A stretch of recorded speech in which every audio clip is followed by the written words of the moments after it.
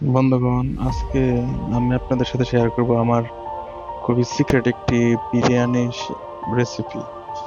হ্যাঁ, ঠিক আছে, এটা হয়তোবা আমি ডিটেলসে সবকিছু বলিনি। আপনারা ভিডিওটা যদি দেখে আপনাদের কাছে ভালো লাগে, যদি মনে হয় যে ডিটেলসে এটা আপনারা দেখতে চান বা জানতে চান, তাহলে আমি ডিটেলসে আপনাদেরকে পুরো বিরিয়ানি যে রেসিপিটা সেটা আপনাদের শেয়ার করব।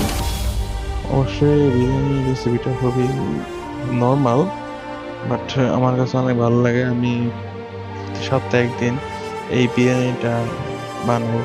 তো যদি আপনাদের কারো আমার মতো এরকম বিরিয়ানি বানাতে ইচ্ছা করে বা এরকম বিরিয়ানির টেস্ট নিতে চান, তাহলে আমাকে কমেন্ট করে জানাবেন। আমি আপনাদেরকে এই বিরিয়ানির পুরো রেসিপিটা আপনাদেরকে শেয়ার করবো।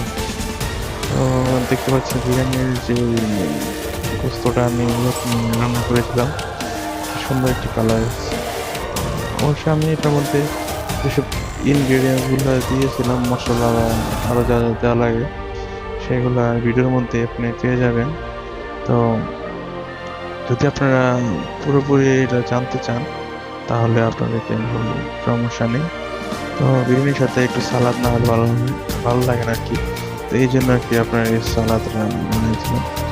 তো দেখেন কি সুন্দর একটি কালার এসছে, পুরো একদম রেস্টুরেন্টের যেসব বিরিয়ানি বানানো হয় ঠিক ওই রকম বিরিয়ানি বানিয়েছিলাম আমি ওইদিনকে। তো আপনারা যদি কেউ চান যে আমার মতো এরকম একটা বিরিয়ানি তৈরি করবে, তাহলে আমি আপনাদের সাথে এই রেসিপিটা শেয়ার করতে পারি।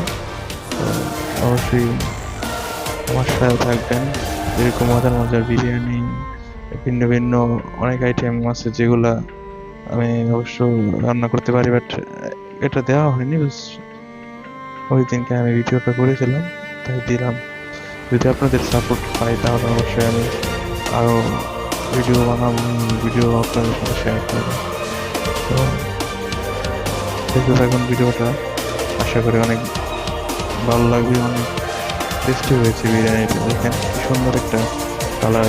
চাউলগুলো কি একদম সফট, একদম যাকে বলা হয় একটা সাথে একটা কোনো লেগে থাকার কোনো ব্যাপারই নেই। দেখেন কোথায় একদম আলাদা বিরিয়ানিটা। এই দেখেন ফাইনাল লুক,